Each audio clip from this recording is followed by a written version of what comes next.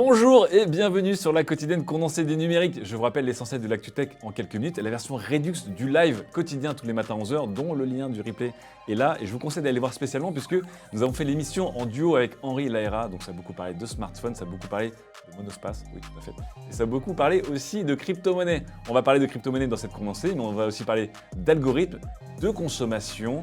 Et on va commencer avec, tout simplement, un sifflet. Oui, tout à fait, un sifflet. Puisque Tesla a sorti un sifflet, qu'est-ce que vous voulez que je vous dise? Elon Musk, troll ou génie, vous choisirez, qui aime bien se moquer d'Apple avec sa fameuse chiffonnette à 25 €, a sorti le sifflet Tesla, évidemment, qui reprend le design du Cybertruck. 50 $ pour ce sifflet en inox, parce que j'ai appris que c'était de l'inox. Évidemment, il est en rupture de stock. Nous vivons un monde merveilleux. Si vous avez eu la chance d'acheter ce sifflet qui va sûrement doubler de valeur dans les prochaines années, le revendrez-vous sur une plateforme de reconditionnement? Peut-être, puisque en France, de plus en plus de consommateurs et de consommatrices passent par les plateformes de reconditionnement pour offrir ou se faire des cadeaux. C'est une tendance qui ne fait que monter et on verra si notamment la loi sur la redevance à la copie privée va freiner cette industrie. Mais selon l'IFOP et selon ce sondage en tout cas, de plus en plus de personnes de tous âges et de toutes générations se tournent vers le reconditionné. Pourquoi? Eh bien évidemment pour de l'économie, ça coûte moins cher, mais aussi pour de l'écologie, puisque notamment les plus jeunes générations trouvent que on devrait moins consommer du neuf et plus recycler ou faire durer nos objets toujours plus longtemps. Voilà pour les jeunes, qui sont, je vous rappelle, l'avenir. Voilà. Très bien, ça fait plaisir. En attendant, peut-être que ces jeunes auront envie d'acheter une console de jeu neuve, parce que les prochaines consoles de jeu qui vont arriver donnent envie.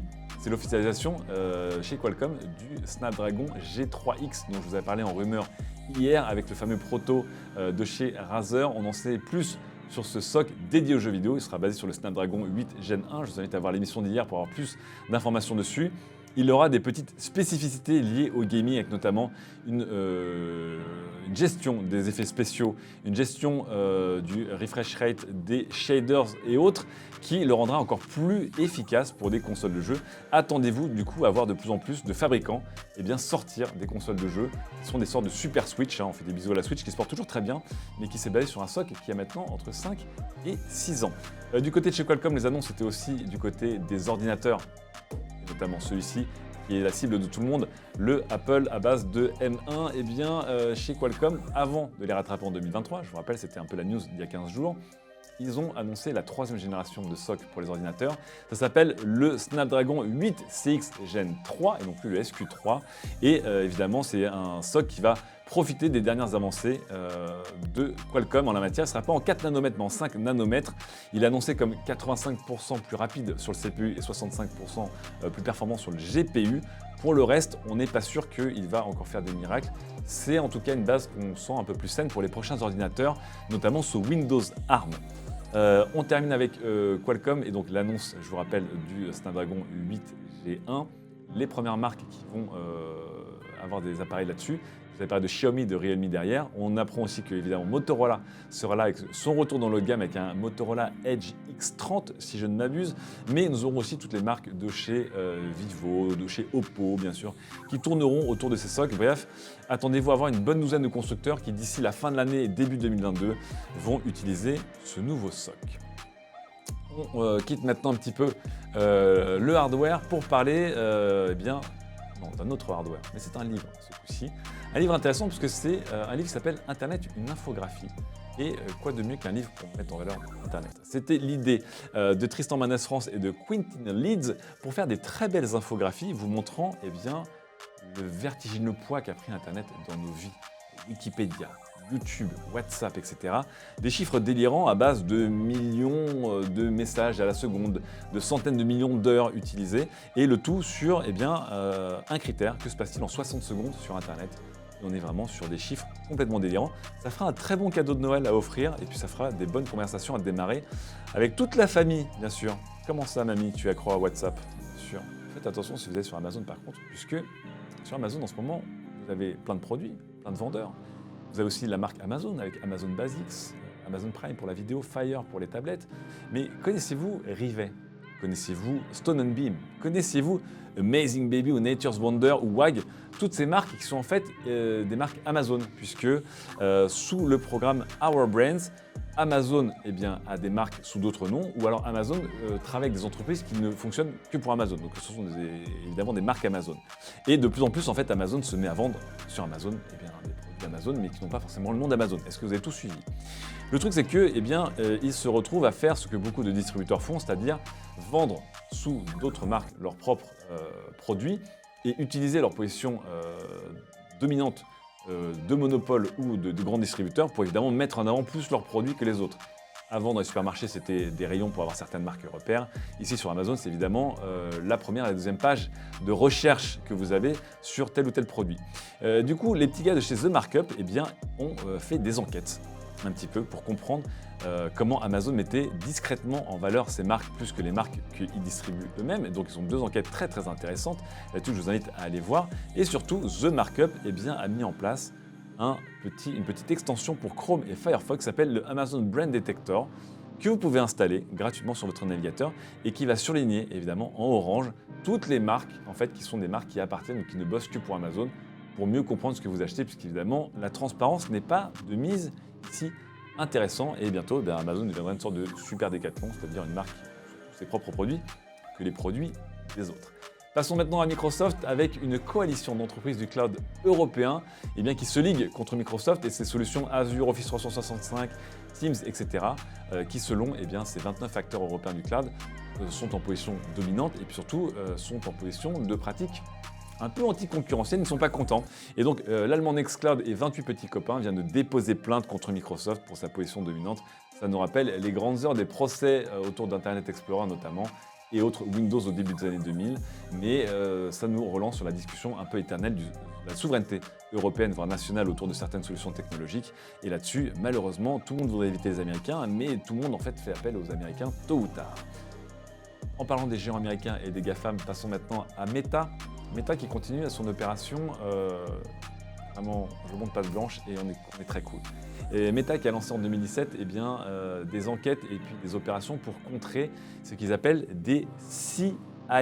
Qu'est-ce que c'est que des CIB? Ce sont des Coordinated Inauthentic Behavior. Ce sont des réseaux de spam, des réseaux de désinformation, des réseaux de complotisme, des réseaux d'embrigadement notamment. Et on a le rapport de plusieurs actions menées par Meta sur Facebook, le réseau de Meta, pour contrer ces CIB. Et vous allez voir, ils ont été un peu autour du monde puisqu'ils ont été en Chine, en France, en Italie, en Palestine, en Biélorussie, un peu partout pour démanteler ces réseaux. Et bonne chance à Meta puisque ça fait maintenant des années que ces réseaux pullulent chez eux et que évidemment vos feeds sont pollués par tous ces systèmes. Il y a quelques victoires de la part de Meta, mais j'ai l'impression plutôt que, vous savez, ils ont réussi à saisir quelques grammes de weed, mais qu'ils n'ont pas été voir un peu les vrais fabricants derrière. Passons maintenant du côté de la France. Et après, si on se pose des questions sur l'efficacité de Meta pour contrer des contenus toxiques chez eux, la CNIL se demande quelle est l'efficacité du pass sanitaire. Je fais des gros bisous aux commentaires sur YouTube qui sont évidemment très bienveillants sur ce pass sanitaire. Plus sérieusement, la CNIL a demandé plusieurs fois au gouvernement de leur fournir des rapports, des chiffres et surtout de la transparence sur l'efficacité de cette mesure et cette application. Et la CNIL se plaint qu'ils n'ont toujours pas un petit peu de retour de la part du gouvernement. Ils ont un peu envoyé des messages sur WhatsApp et puis ils ont été mis en vue, mais pas de réponse. Et donc la CNIL, publiquement, désormais s'étonne, malgré plusieurs demandes, de ne pas avoir eu une évaluation précise et transparente de l'efficacité du pass sanitaire qui, je le rappelle, a été prolongé de 3 mois et le gouvernement avait demandé à le prolonger de 6 mois. Vu le virus Omicron qui règne en ce moment, ça risque de durer longtemps, mais on espère surtout que on saura un peu quels sont les vrais chiffres derrière ce pass. Autre chiffre, et des chiffres on va dire un peu plus drôles que le pass sanitaire, les chiffres que vous pouvez trouver sur votre smartphone si vous êtes abonné notamment à Spotify, puisque vous le savez, tous les débuts de mois de décembre sur Spotify, c'est ce qu'on appelle le Wrapped. Le Wrapped, c'est quoi? C'est une infographie sous forme de story Instagram qui vous donne un petit peu vos stats et qui vous dit voilà, cette année vous avez écouté beaucoup Juliette Armanet, vous avez écouté 300 000 minutes de podcast durant le confinement. Vous êtes plutôt quelqu'un qui est basé sur le bonheur et l'audace. J'écoute Jacques Brel, donc sur l'audace on repassera. Mais évidemment, ce wrap permet à tout le monde de voir ses stats de manière rigolote. C'est une infographie interactive. C'est viral puisque tout le monde partage sur les réseaux sociaux un peu ses stats sur Spotify. Ils ont toujours été très forts là-dessus. Mais ça me permet surtout, au-delà de cette sorte de tradition de fin d'année chez Spotify, de vous en indiquer cette très bonne tribune chez Wired qui qui était un peu une tribune triste de Megan O'Giblin et qui dit « Est-ce que je suis aussi prévisible que ça ? Les algorithmes de mes applications, notamment mes applications musicales, sont devenues tellement performantes et savent tellement ce que j'aime que des fois j'ai envie de me rebeller et de surprendre mon algorithme pour dire non, je ne suis pas si déterminé que cela. » Une sorte de tribune très très intéressante et très gonzo journaliste, mais qui nous raconte un peu effectivement comment on se retrouve des fois devant l'explore de TikTok ou d'Instagram ou devant les conseils de Spotify qu'on dit mais comment il a su, comment il a vu et suis-je aussi prévisible que cela? Et allez lire, c'est très drôle, c'est un peu triste amer, mais ça raconte bien la vie dans laquelle on est. On termine enfin avec de la crypto-monnaie. Je vais aller assez vite dessus parce que si vous voulez toute la discussion autour de la crypto-monnaie, on en a longuement parlé avec Henri Lahera donc ce matin en live. Le replay est en dessous sur notre chaîne Twitch, accessible gratuitement pour tout le monde. Mais je vais faire très vite ce qui s'est passé. Attention, top, c'est parti crypto-monnaie. C'est le bordel au Kazakhstan puisque 90 000 fermes de minage de Bitcoin qui ont été chassées de Chine sont débarquées au Kazakhstan. Et du coup, il y a des coupures de courant. Vu la température actuelle dans le monde, n'est pas tip top. Voilà, ça c'était une première actu. Deuxième actu, eh bien, c'est Google et les services de sécurité de Google qui a donné aussi un petit rapport de transparence sur qu'est-ce qui se passe lorsque les gens piratent votre compte Google Cloud. Eh bien, pour 86% des pirates, ça sert surtout à utiliser votre puissance de calcul de cloud pour, au hasard, devinez quoi, miner des crypto-monnaies, comme c'est surprenant. 86% des cas ici. C'est toujours Far West là-dessus. Autre point crypto, je vous rappelle qu'il y a 3 ans, Facebook qui s'était dit tiens, si on crée notre propre crypto-monnaie, ce serait une bonne idée. Tout le monde a dit non. Ça a été une levée de bouclier notamment chez les politiques américaines, mais aussi chez beaucoup de chiens de garde du net. Facebook qui a voulu créer donc Libra, qui était leur crypto-monnaie, et Calibra, leur porte-monnaie numérique. Eh bien, ils ont commencé par renommer Libra en Diem, ils ont renommé Calibra en Novi, et à la fin, ils n'ont rien renommé du tout parce que le projet Novi est dans les limbes. Le boss derrière le projet, eh bien, David Marcus vient de démissionner de Meta. Et globalement, ça signe peut-être la fin de tous les projets, de toutes les ambitions crypto-monnaies de Meta.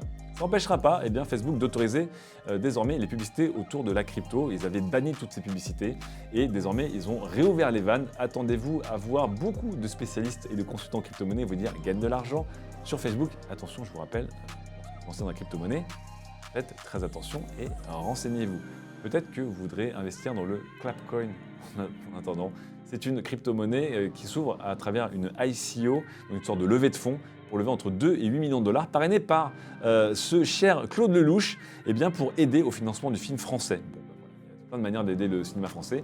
Peut-être que ça se fera via un token qui s'appelle le Clapcoin. Bon, attention, avant de mettre de l'argent.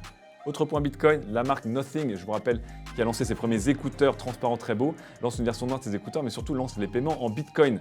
Alors c'est un beaucoup de pub pour Nothing, mais c'est un peu drôle aussi, puisque Nothing se targue d'être une marque qui a un bilan carbone neutre. Bon, comment mettre dans la même phrase bilan carbone neutre et paiement en Bitcoin? Je ne sais pas, mais ils ont osé. Autre point Bitcoin, Jack Dorsey, je vous rappelle, qui a quitté Twitter, un peu la surprise générale, il y a quelques heures littéralement. On se demandait ce qu'il allait faire et on se disait bien qu'il allait se consacrer beaucoup à la crypto-monnaie et au Bitcoin, puisque c'est un enthousiaste du Bitcoin.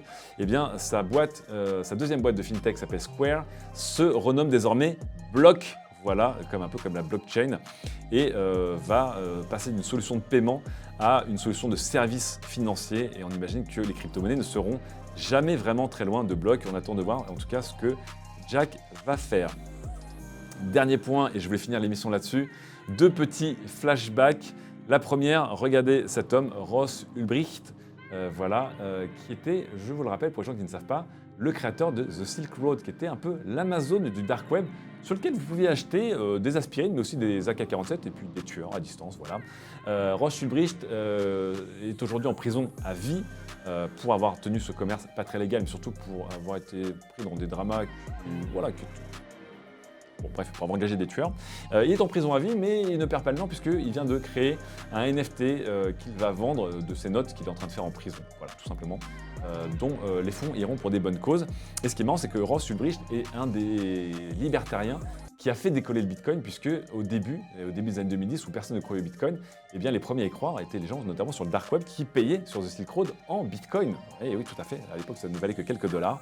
Et c'est marrant parce qu'aujourd'hui, il sort une NFT et il se fait tracher par les puristes du Bitcoin qui disent le Bitcoin c'est bien, le reste c'est de la merde, surtout les NFT c'est nul. Honte sur toi, toi, un des OG du Bitcoin, de te lancer dans les NFT. Voilà, on est dans un petit monde. Et je finirai sur un dernier flashback. Celui-là, il est savoureux. Regardez bien cet article de Wired qui a été écrit, et c'est plutôt une expérience de Wired, qui a été écrit il y a 8 ans, un peu plus de 8 ans, en octobre 2013. Et Wired avait acheté une machine à miner du Bitcoin en 2013, à l'époque où le Bitcoin valait plutôt 200 $. Ils avaient payé leur machine autour des 274 $.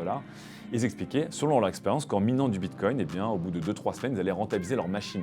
C'était le bon vieux temps.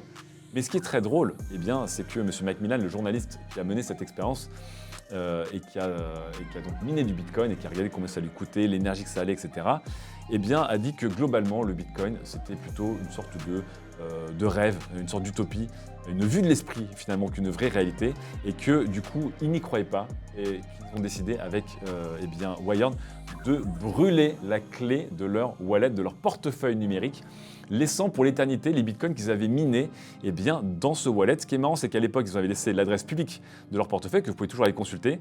Et aujourd'hui, ce petit portefeuille contient 13,34 bitcoins bloqués dedans, puisque Wired a brûlé la clé. Et à l'époque, c'était 2500, 3000 $. Au cours d'aujourd'hui, on est plus autour des 600, 700 000 $ qui ont été brûlés pour Wired. Donc chapeau à Wired pour avoir créé l'article le plus cher de l'histoire. C'est sur ces petits chiffres un peu vertigineux que je vous laisse. On se retrouve demain évidemment pour un nouvel épisode de La Condensée, demain matin pour un live. Des gros bisous et merci de vous abonner, de mettre des pouces bleus, ça récompense notre travail et on s'approche des 100 000 followers sur la chaîne YouTube. Franchement, c'est incroyable. Des bisous, à demain.